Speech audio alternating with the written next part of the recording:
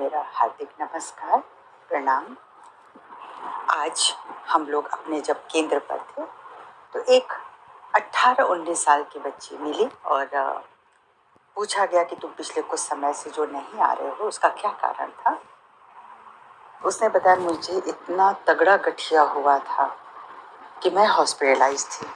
मुझे बहुत आश्चर्य हुआ, मैं सच कहती हूँ, अभी तक मैंने इस उम्र में गठिया के इस तरह से मरीज को नहीं देखा था, और होते भी होंगे तो ये मैंने कभी नहीं सुना। जो मेरी सोसाइटी रही, जितने भी मेरे परिचित लोग थे, और मैं भी सोशल हूँ, तो मुझे कभी सुनाई नहीं पड़ा। मुझे बहुत आश्चर्य हुआ कि इस प्यारी सी बच्ची को गठिया क्यों हुआ।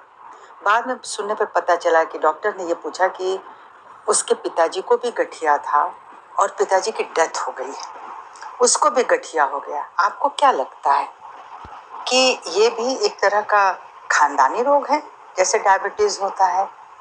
मैंने तो पहली बार सुना कि अगर पेरेंट्स को गठिया है तो आगे बच्चे में भी गठिया होगा। हो सकता है, मुझे इसके बारे में कोई जानकारी नहीं थी। मुझे ऐसा लगता है कि ये जो रोग है वो उसने अपने पिताजी को इतना याद किया कि कहते हैं ना कि अमूर्त स्वरूप में और परोक्ष रूप से भी कई बीमारियां हमको जब उनकी याद करते हैं अपने किसी भी प्रियजन को, तो उनके अटैक्स हमारे ऊपर आते हैं। माने उनके गुण परिलक्षित होने लगते हैं और ऐसा लगता है जैसे वो हमारे इर्द गिर्द ही हैं, या तो कई बार लगता है आप हमारे भीतर ही समाये हुए हैं। तो जो ये स्थिति है वो सहयोग की दृष्टि से ठीक नहीं है, और इस पर बहुत वीडियोस बन चुकी हैं, बहुत बातें हो चुकी हैं कि हमको इस तरह से अपने परिजनों को याद नहीं करना है, इतना नहीं रोना है कि उनके जो ही रोग गुण हमारे भीतर आ जाए। पहले उसको नहीं था। 8 किलो के बच्चे को पैरास्टामोल कितना दोगे, सोचना पड़ेगा। अच्छा चलो, पैरास्टामोल तो फिर भी याद होगा कि 10 to ये रोग गुण हमारे भीतर आ जाए, पहले उसको नहीं था। तो इसलिए इस पर एक चिंतन बना कि क्यों न सहयोग विधि से, जो परम पूजनीय श्री माता जी ने गठिया का उपचार बताया है, जहाँ जहाँ बताया वहाँ से मैंने इसको रिकलेक्ट करने की कोशिश की है। बहुत कुछ हो सकता है छूट भी गया हो, लेकिन जितना भी हमारे सामने आया वो मैं यहाँ पे बताने की कोशिश कर रही हूँ। श्री माता जी बताते हैं कि जब जोड़ों में दर्द हो तो जाहिर है ना, वो वात रोग होता है, वायु रोग से गठिया होता है। कई बार ऐसा होता है कि हम सब लोग नहीं जानते, हमारे भीतर बहुत सुंदर सुंदर चैतन्य प्रवाहित होते हैं और हम दूसरों को नहीं देते हैं।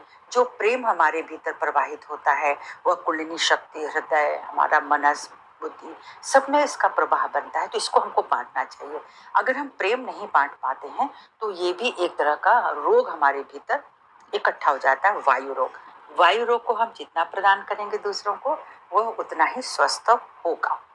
तो चलिए, पहला तो ये याद आया कि जो भी चीज़ें, जो फल सब्जी जमीन के नीचे उगते हैं, वह वात प्रधान होते हैं, ठीक है? तो इसलिए उनका सेवन नहीं करें तो आपको आराम होगा।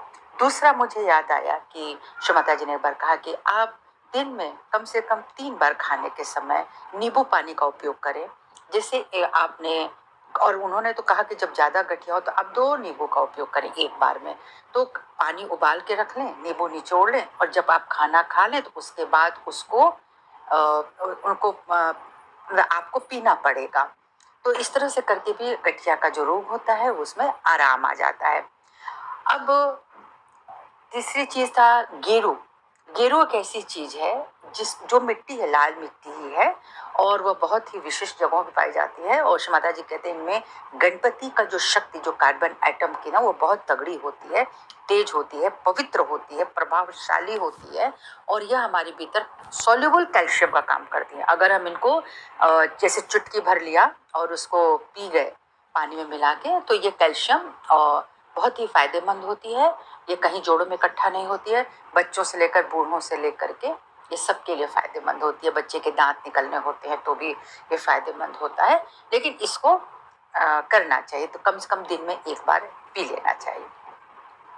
बाद में मैं देखती हूँ कि एक उन्होंने बोला है कि विंध्यवासिनी, विंध्यवासिनी माँ जो है वो जोड़ों की देवी है, और जो भी गठिया वगैरह होता है उसमें अगर हम अभिमंत्रित मंत्र, आप बात को समझिएगा, अभिमंत्रित मंत्र, जब हमारे कोई गुरु होते हैं, हमारे माँ है, तो उन्होंने एक मंत्र भी दिया हुआ। इस तरह से अभिमंत्रित मंत्र के साथ इस चीज का प्रयोग करें कि आप आधा यानी 1:1 के पोर्शन में आपने मिट्टी का तेल और सरसों का तेल लिया है, इसको मिला दें। इसको श्री माता जी के सम्मुख, उनकी तस्वीर जीवंत है, उनसे वाइब्रेशन होते हैं, उनसे चेतन प्रवाहित होता है। इसको अब हमको आगे बताने की कोई आवश्यकता नहीं है, जो सहयोगी होंगे वो सब समझ रहे हैं। लेकिन मैं चाहती हूँ इसका फायदा कुछ लोगों को मिल जाए तो बहुत अच्छी बात है, कम से कम कोई अस्पताल का मुंह तो ना देखे। तो दोनों को मिला करके आप अपने घुटने पर, अपने जोड़ों पे जहाँ भी है वहाँ श्री विंध्यवासिनी जी को याद करें और उनका भी मंत्रित मंत्र जिनको पता है वो उसको वाइब्रेट करके उस तेल को लगा दें। आपको मैं बता दूं कि श्री माता जी के चित्र के समक्ष जैसे भगवान के सामने भोग लगाते थे तो उसका जानते हैं क्या मंत्र होता था? ये वाइब्रेट हो जाएगा। तो श्री माता जी हमेशा नमक, चीनी, पानी, कुछ ऐसी चीजें वाइब्रेट कर देते थे और वो इसमें इतना चैतन्य भर जाता था कि वो आपको महसूस हो सकता था। एक बात जो है ना सिर्फ कहने की नहीं है, वो हम लोग फील करते हैं क्योंकि वो उन्होंने उसको वाइब्रेट किया और उसकी जो कूलनेस है वो उन घर गृहस्थी में चला जाए और खान पान में चला जाए। इस तरह से हम सबको एक बल, एक सुंदर शक्ति मिला करती थी। तो बस मैं यही चाहती हूँ कि इसमें सबका भला हो जाए और कम से कम ये बच्चे हमारे इस रोग से पीड़ित ना हो। जय श्री माता जी आप सभी को। मैं इसमें एक और चीज़ ऐड करना चाहती हूँ कि श्री माता जी ये भी बताते हैं कि जब आप गर्म पानी से स्नान करना शुरू करते हैं तो भी गठिया का रोग आता है। तो कृपा करके बहुत गर्म पानी से नहाने की कोशिश ना करें। पानी जितना ही रूम टेम्परेचर के साथ होगा उतना ही आपको अच्छा होता है, क्योंकि इसका पीछे कारण समझिए। जो लीवर होता है ना वो मनुष्य का हमेशा गर्म होता रहता है, क्योंकि हम बराबर विचार करते हैं, हम कार्य तो करते ही हैं, कार्य से उसमें उतनी गर्मी नहीं होती जितनी उसके थॉट प्रोसेस से गर्मी होती है। तो आज का मनुष्य निरंतर कुछ न कुछ विचार करता रहता है, जिसकी वजह से लीवर गर्म होता है। तो जब हम लीवर पे आइस पैक भी रखते हैं, जो कि सहयोग में बताया जाता है, तो लीवर पे जो है कुछ टुकड़े बर्फ के किसी पॉलीथीन में करके या आइस पैक उठा के अपने राइट साइड ही लीवर होता है, लीवर पे रखें। आप 10 मिनट, 15 मिनट, 20 मिनट रखेंगे, लीवर की जो एक नेचुरल स्थिति कूलनेस की होती है वो आ जाएगी, आप हटा दीजिए। इस तरह से भी गठिया या बहुत सारे बीमारियों का निराकरण इससे होता है आइस पैक रखने से। और अगर गठिया पूरी तरह से तेज हो गई है तो आप प्लीज़ फूड सोप मत कीजिए। ये भी मैंने श्री माता जी की एक सलाह देते हुए भाई को सुनी हो कि जब तुम्हें इतना गठिया था तो तुमने जल क्रिया क्यों की। तो आप जब सहयोग में आते हैं तो बहुत सारे संतुलन की चीज़ें आपको पता चलती है, कब मुझे क्या करना चाहिए, क्या नहीं करना चाहिए, और दूसरों की देखा देखी नहीं करनी चाहिए। एक बोलता है अगर मैं 3 बार फूड सोक कर रहा हूँ या कर रही हूँ तो आप उसको वही क्रिया करने लगते हैं जो आपके लिए शायद ठीक नहीं होगा, आपको बीमारी बढ़ती जाएगी। तो ध्यान रखिएगा, अगर आपका स्वास्थ्य नहीं बन पा रहा है तो कृपा करके वो उतनी चीज़ें उतनी बार करने की कोई आवश्यकता नहीं।